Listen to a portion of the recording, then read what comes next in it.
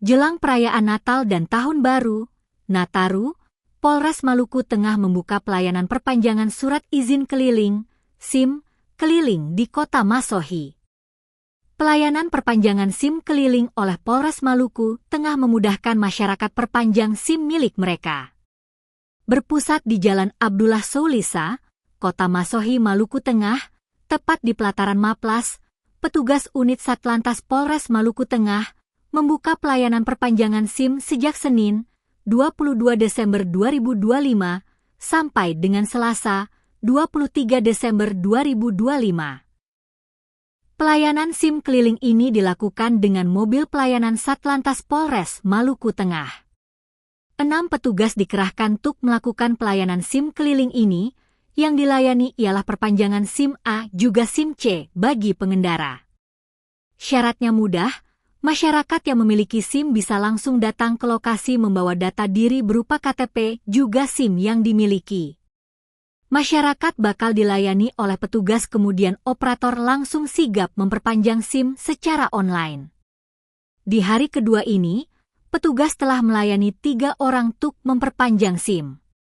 Salah seorang operator mengatakan bahwa perpanjangan SIM dilakukan sebelum tanggal expired. Kepada tribunambon.com, Kasih Humas Polres Maluku Tengah, Ibtu Ahmad Yani Rumasore menyampaikan bahwa Polres Maluku Tengah membuka pelayanan tersebut guna mempermudah masyarakat untuk perpanjangan SIM merek. Walau begitu, dirinya menyebut belum ada kepastian untuk kelanjutan pelayanan SIM keliling lantaran masih bersifat uji coba.